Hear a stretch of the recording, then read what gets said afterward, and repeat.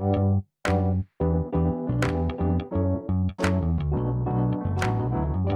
by Riverside.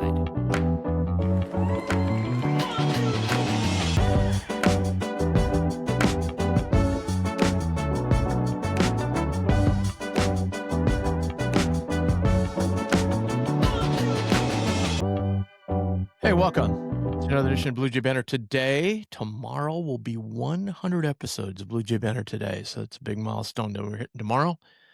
Thanks for joining us. Hit that subscribe button. You should see the little link down in the lower right-hand corner for using a laptop or desktop computer. You see that link. It makes it much easier for you to subscribe.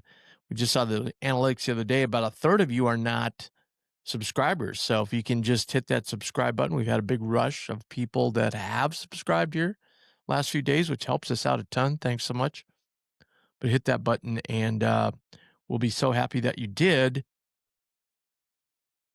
We are powered by Riverside, riverside.fm. If you're interested in any kind of services that they have, especially relating to podcasting, go to riverside.fm. And we also have sponsors. First up, Infusion Brewing Company. We are going to announce a big event they're having at Infusion. It's a trading card event coming up on the 25th, Sunday the 25th from 11 to 4. They're having a big trading card event where dealers with sports cards are coming in, other kinds of cards as well. Their tables, the whole thing is sold out as far as the tables. It's obviously free to the public to show up at Infusion, 11 to 4 Sunday on January 25th. You can come in, grab some pizza, grab some beer, go check out some trading cards, see if there's some deals you want. I'm sure the dealers there will trade and, work with you on cards that you may have that they want. And so bring them all in. You're going to see some great sports cards. I know back in the day, I used to go to with my son, and it was it was a blast looking at some of these old cards. But this is the first of many events they're going to have. They're blown away by how quickly, as far as the vendors go, that the tables were sold out for the vendors. So go check it out on January 25th. Great event going on from 11 to 4. And I think you'll be very, very happy you did. Also, RTI Threads, rtithreads.com. Go to RTI Threads today. Get all your Jays gear. Get ready for, I believe, are we on a stripe out now? Yeah. We're a powder blue stripe out. They just can't get enough of themselves over there in the hilltop designing these different patterns we have to have, which I think are just crazy silly. But at any rate, it's a powder blue stripe out. So if you don't have powder blue and your section is powder blue, you need to get some powder blue stuff. And they got a ton of it at RTI Threads. So go to rtithreads.com, check it all out. And, if you go there today, you can get your product here by game day. And I think Katie and the staff over there do a marvelous job, and a marvelous job helping out Blue Jay Banner. And they are the official apparel provider of Blue Jay Banner. Right here, I have an RTI hat. So go to rtithreads.com. Okay. Today, we're going to look at kind of where the Big East sits. We're about 20% of the way through the Big East schedule. Not quite, but for most teams, we are 20% in. And kind of take a look at where everybody sits. I talked a little bit yesterday about the plus-minus system I use to kind of get an idea of you might see somebody 4-0, but they haven't played anybody or they played a lot of home games or what have you. So we're kind of going to go through that 1 through 11. We're not really going to go 1 through 11. We're going to go 2 through 11 because we're not even going to talk about UConn because in my opinion, UConn is just so far head and shoulders above everybody else in this league. They're one of the top 3 teams in the country with Arizona and Michigan. They're just dynamite, and I don't see them losing a Big East game. Now, they may stumble along the way. Maybe once, maybe twice, when they go on the road somewhere and have an off night. But by and large, they're going to be really tough to beat. So it's not going to be a shame getting swept by UConn this year if you're one of the other teams.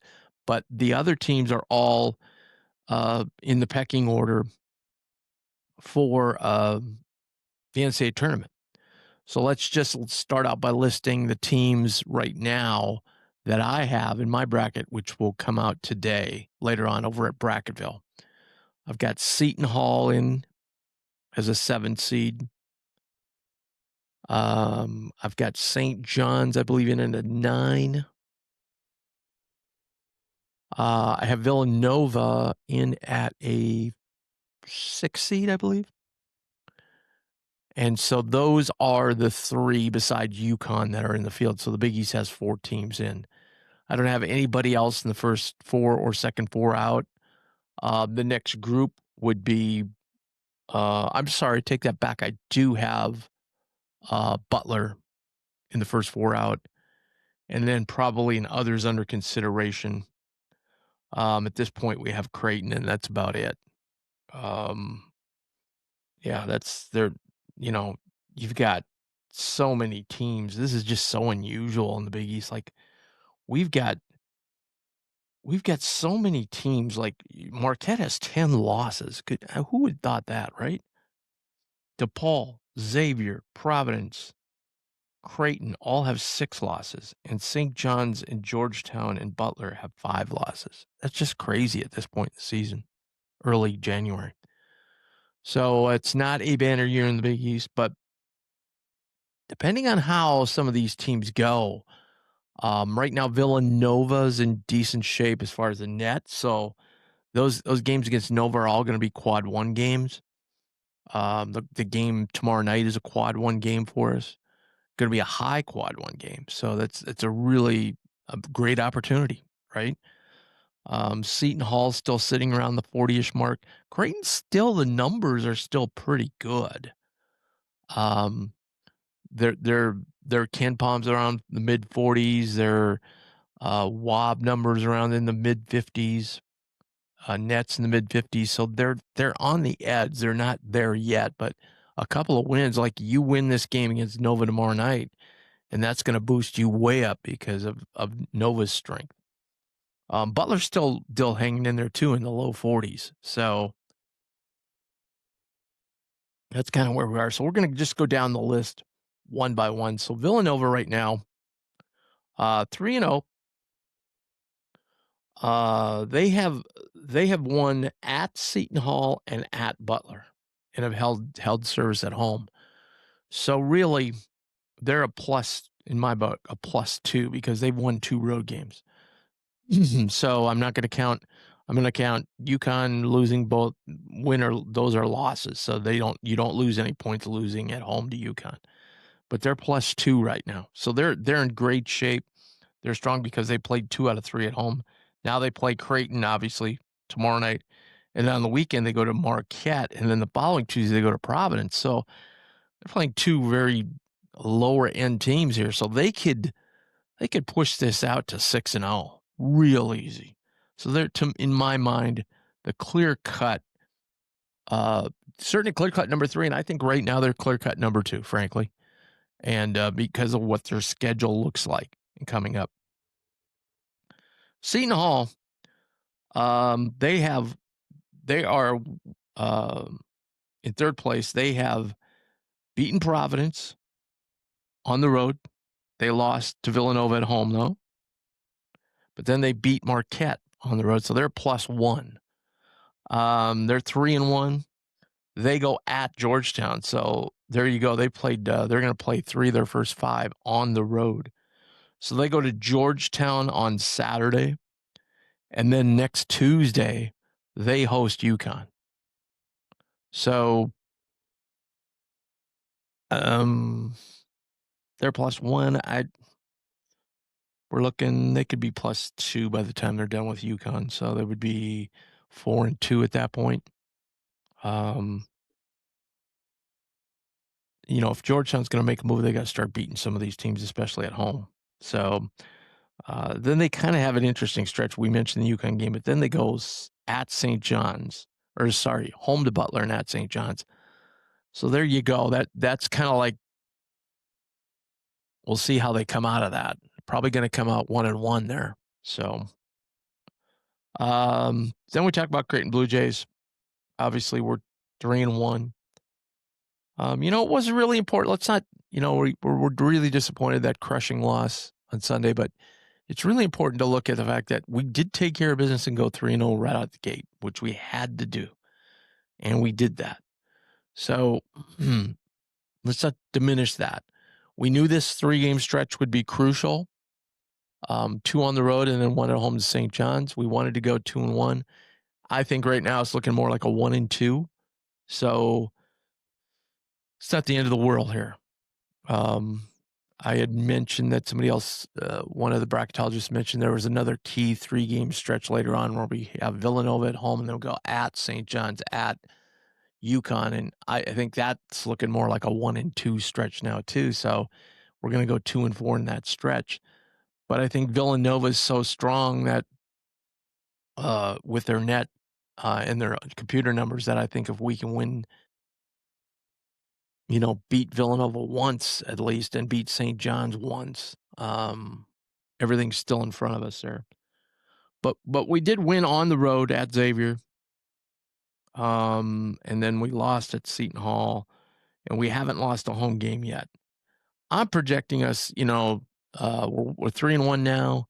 I'm projecting 2 to UConn, so that's 3 losses. Probably between the 2 home games to Villanova and the 2 road games, probably 2-2 there. So that's 5 losses, and we're gonna stumble on the way to somebody. It just always happens.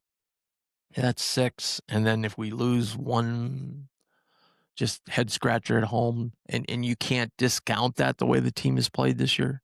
That's 7. That'd be 13-7.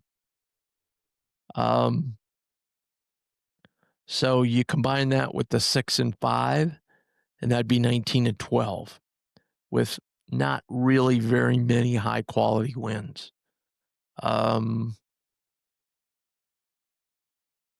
If you could get Butler again on the road, that'd be a quad 1. Villanova's going to be a quad 1. Get Seton Hall again, that'd be a quad 1. So you get 3 St. John's, that'd be 4 quad 1s. We already mentioned Villanova, so that would help out a lot. But you'd be sitting at 19-12,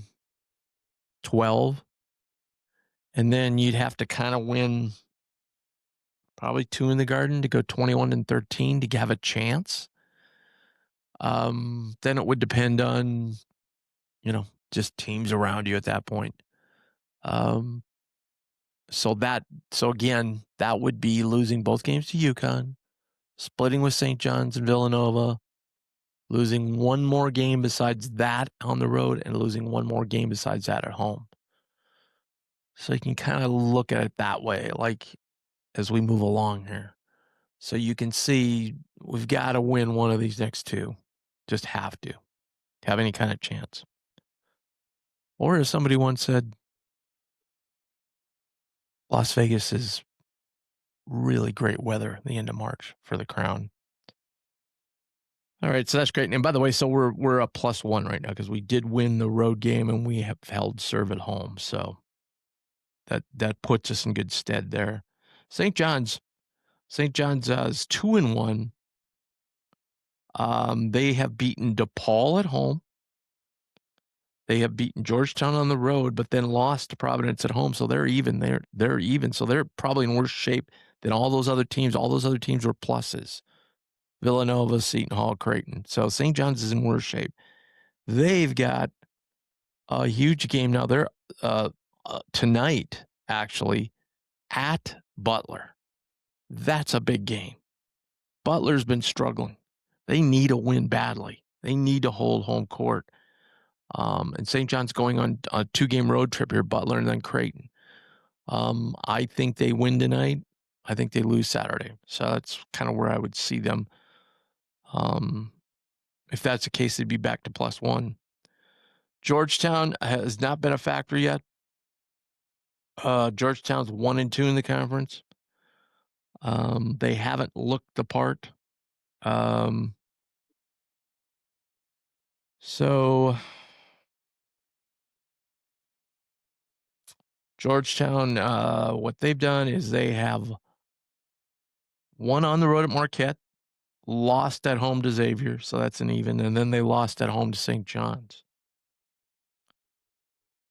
So that is not very good because that put them at a -1. That means they've already lost 2 home games. They go on the road tonight at DePaul, a very good DePaul team. That's probably a toss-up game right there. It's on True TV, by the way. So Georgetown, I don't see a factor. They're in some real trouble right now. Providence is 1-2 as well. This is a team, after beating St. John's on the road, everybody's kind of like looking at a little bit now. They have also lost at home to Seton Hall.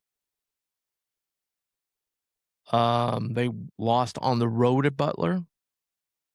And then they went on the road and beat St. John's, so they're even. They have UConn tomorrow night. Good luck. And then go at Xavier. That's a game that they have to win, and Xavier has to win, like, to get any shot at. And when I say any shot, I'm talking more about being in that next tier after UConn, that next tier of 2 through 5. Those would be the teams that would get buys in the first round of the Big East tournament. That you kind of gotta make some hay there. Then we get down to Butler, who's had a pretty favorable schedule, frankly, of home games. They played Providence at home, won in a double overtime. They lost at UConn. They lost at Creighton, and then lost at home to Nova, so they're a -1 right now.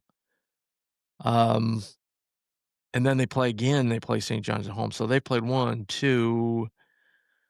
They played 3 home games already, or will have by the end of tonight. Then they go on a little bit of a road trip at Xavier at Seton Hall. That's really, that's going to make or break their season right there. How they do in those games. That's very interesting. An interesting setup for them. Xavier, they opened up with the blowout. We blew them out at home. They lost to UConn. They did win at Georgetown, so that got them back even. But then lost it to DePaul, so they're even on my plus-minus system. They play another road game at Marquette. That's a must-win for them. And then play Providence and Butler, as we talked about, and then go back to Creighton. So, yeah, they're hanging on by a thread. DePaul's a team to watch. DePaul's a team that I think could make some waves here, especially as the season goes along. They have some nice pieces. This is the best DePaul team in a few years. They went to St. John's and lost in a very competitive game, and then lost at home to UConn. No shame there. Then went at Villanova, took them down to the wire and lost, and then beat Xavier at home. So they're still even. They haven't given up a home game yet. They've got Georgetown at home, like I said tonight. That's going to be a big game. They can win that one. They're going to be in consideration for that top 5. Seriously. Then they go at UConn, so they're done with UConn very early on. And then their schedule even gets better. 2 of the next 3 at home with Marquette and Seton Hall and at Butler's. So they've got a shot. DePaul team. I think that's a team to kind of keep an eye on. Not even going to bring in Marquette. Marquette's 5-10, 0-4 in the league. They just seem to be in turmoil there now. A lot of stuff going on. Boy, how quickly people sour on Shaka wherever he goes. And I've always said that he wears out his welcome quickly.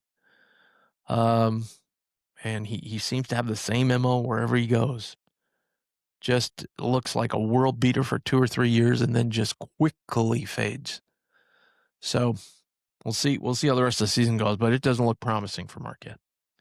So that's kind of how we broke it down. If I had to go power rankings right now, obviously UConn would be 1, Villanova would be 2. I would still go St. John's 3, depending on tonight. Then of the teams I've seen, I know Seton Hall is 13-2 and 3-1 in the Big East. and their defense is vastly improved from years past, but I still would put Creighton above them. I mean,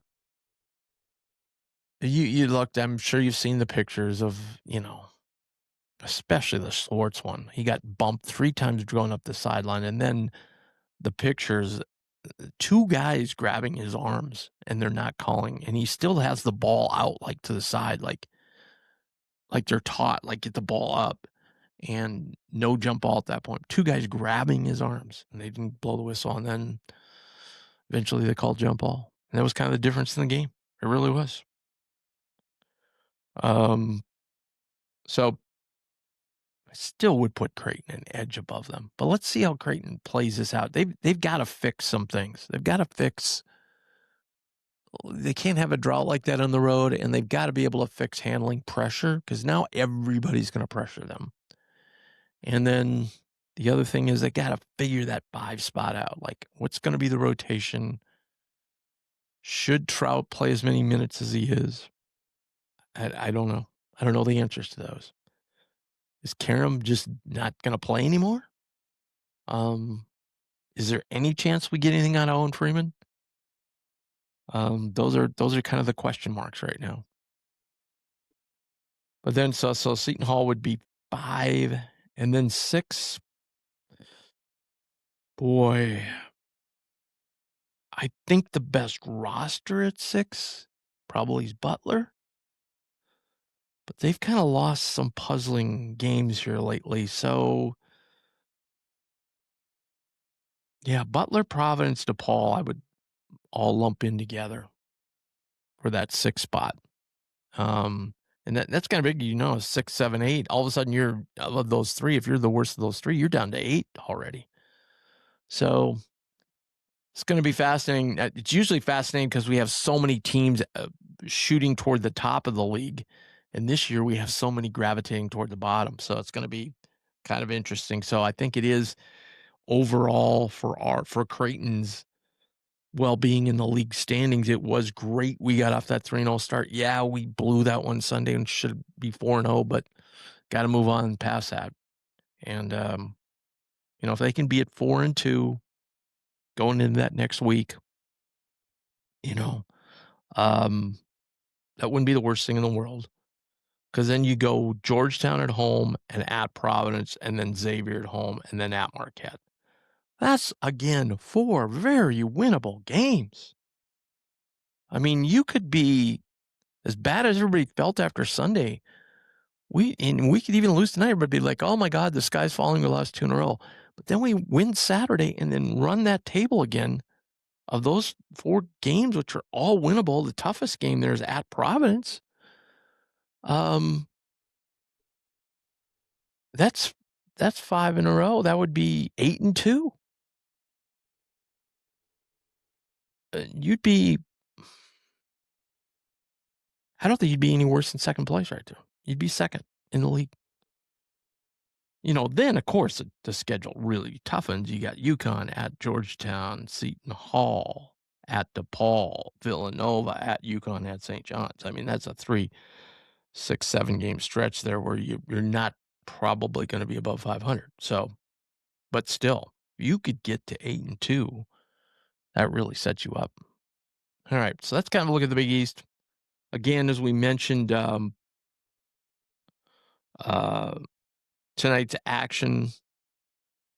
We've got St. John's at Butler on Peacock at 6, and then Georgetown at DePaul at 7. True TV. One thing I don't like about the fact we're on these all networks, the games overlap quite a bit, and it's not easy for most people if they're watching it on their regular TV at home. It's not easy to flip back and forth between, say, a Peacock and a True TV. Just you can do it, obviously, but it's not it's not one click generally for it isn't for me. I can watch the Peacock on my phone, which is generally what I do, and watch the game on the TV. But both those games are really big games. St. John's a 4.5-point favorite. DePaul is actually favored at home, 2.5 over Georgetown. So there you go. And then obviously tomorrow night, three tilts. Got UConn at Providence. Xavier at Marquette. That's a big game at 6 on FS1, and then Creighton Villanova. At 6:30. That game's on Peacock as well. What do we got Saturday? Yeah, we're in FS1 on Saturday at 1 o'clock, St. John's, Creighton. But we got to, we don't have a Friday game. No Thursday games. Yeah, okay. That makes sense. All right, so there you go. Tomorrow we'll have a preview of Villanova with Mike Rochon on our 100th episode. So join us for that. Thanks so much. We'll have a giveaway tomorrow, by the way, special giveaway for our 100th episode. So thanks for joining us. Make sure and hit that subscribe button in the lower right-hand corner, that red button, and tell all your friends about the show, and we'll see you tomorrow.